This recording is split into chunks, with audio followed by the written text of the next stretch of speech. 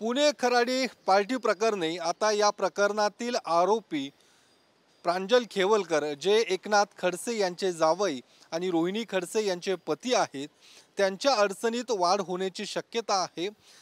कारण या प्रकरणाची आता राज्य महिला आयोगाकडून गंभीर अशी दखल घेण्यात आलेली आहे।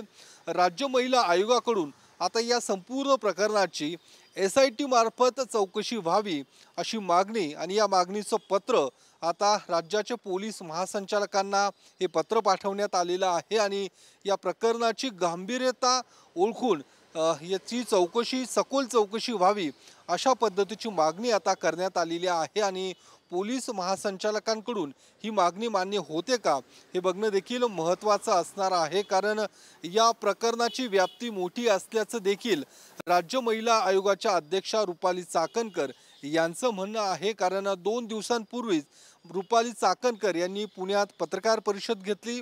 या पत्रकार परिषदेतून काही धक्कादायक खुलासे देखील रुपाली चाकणकर यांनी केलेले आहेत, ज्यामध्ये प्रांजल खेवलकर जे या प्रकरणातील नंबर 1 चे आरोपी आहेत त्यांच्याकडून जे काही मोबाईल लॅपटॉप जप्त करण्यात आलेले आहेत या मोबाईलमध्ये काही अश्लील व्हिडिओ पोलीस तपासात आढळून आल्याची माहिती रुपाली चाकणकर यांनी दिलेली आहे आणि जवळपास 1000पेक्षाही जास्त अश्लील फोटो नग्न फोटो या प्रांजल खेवलकर यांच्या मोबाईलमध्ये होते। जवळपास 28 पेक्षा जास्त काही अश्लील व्हिडिओ देखील या प्रांजल खेवलकर यांच्या मोबाईलमध्ये आढळून आल्याची माहिती रुपाली चाकणकर यांनी दिलेली आहे आणि या संपूर्ण प्रकरणाची आता सखोल चौकशी व्हावी अशी मागणी देखील रुपाली चाकणकर यांच्याकडून करण्यात आलेली आहे।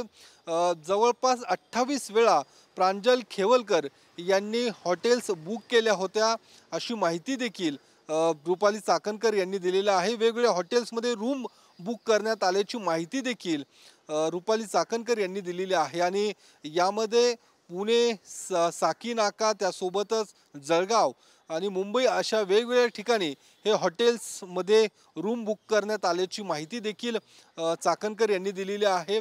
यामध्ये सर्वात गंभीर आरोप जो करण्यात आलेला आहे तो अर्थात मानवी तस्करी असल्याचा आरोप देखील या आयोगाकडून महिला आयोगाकडून करण्यात आलेला आहे आणि त्या दृष्टिकोनातून या संपूर्ण प्रकरणाचा तपास व्हावा अशी मागणी देखील आयोगाकडून करण्यात आलेली आहे। यामध्ये प्रांजल खेवलकर हे जरी आरोपी असले तरी याच्यामध्ये इतर देखील आरोपी आहेत। जवळपास 7 आरोपी या खराडी पार्टी प्रकरणातले आरोपी आहेत, ज्यामध्ये 2 तरुणींचा देखील समावेश आहे आणि हे 7ही आरोपी सध्या न्यायालयीन कोठडीत आहेत। कारण काही दिवस त्यांना या संपूर्ण पार्टी प्रकरणामध्ये पोलीस कोठडी देखील देण्यात आली होती। त्यानंतर सध्या हे 7ही आरोपी न्यायालयीन कस्टडीमध्ये आहेत आणि त्यांची चौकशी देखील आता सुरू आहे। मात्र या सगळ्या प्रकरण सुरू असताना महिला आयोगाची एंट्री होणं आणि महिला आयोगाकडून काही धक्कादायक खुलासे होणं हे अतिशय धक्कादायक आहे आणि निश्चितच प्रांजल खेवलकर यांचे पाय आणखीन खोलात जाण्याची शक्यता वर्तवली जात आहे। मात्र ज्या पद्धतीने पहिल्या दिवसापासून हे संपूर्ण प्रकरण सुरू झालं त्यावेळी खडसे कुटुंबीय आणि एकूणच रोहिणी खडसे यांच्याकडून जे काही प्रतिक्रिया येत होती त्यानुसार हे संपूर्ण राजकीय षडयंत्र आहे असा देखील आरोप रोहिणी खडसे आणि खडसे कुटुंबियांकडून होत होता। खडसे कुटुंबियांना बदनाम करण्यासाठी अशा पद्धतीने प्लांट हे संपूर्ण प्रकरण आहे असा आरोप खडसे कुटुंबियांकडून केला जात होता। एकनाथ खडसे यांच्याकडून देखील सातत्याने पत्रकार परिषद घेऊन या प्रकरणावरती आरोप प्रत्यारोप होताना पाहायला मिळत होते।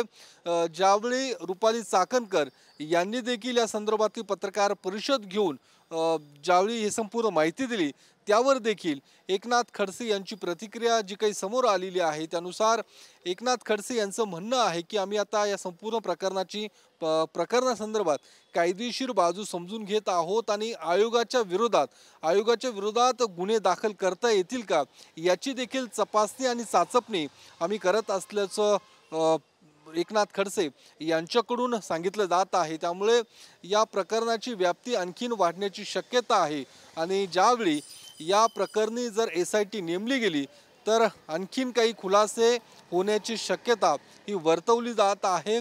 त्याला काही राजकीय पार्श्वभूमी देखील व या संपूर्ण प्रकरणाला जी काही राजकीय प्रवक्ते किंवा राजकीय व्यक्ती नेते या संदर्भात व्यक्त होताना दिसताना पाहायला मिळतात की या संपूर्ण प्रकरणामध्ये खडसे कुटुंबियांना बदनाम केले जात आहे किंवा त्यांना त्यांच्या जावयांना राजकीय बळीचा बकरा करण्याचा प्रयत्न देखील हा केला जात असल्याचा आरोप हा खडसे कुटुंबियांकडून होताना आपल्याला पाहायला मिळतोय।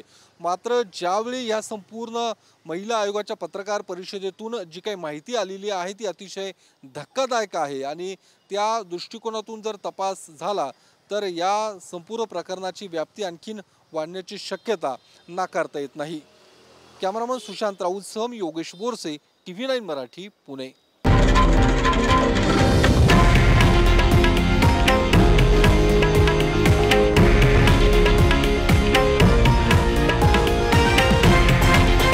हे आहे देशातील नंबर 1 न्यूज नेटवर्क आणि आपण पाहत आहात TV9 मराठी, एकमेव।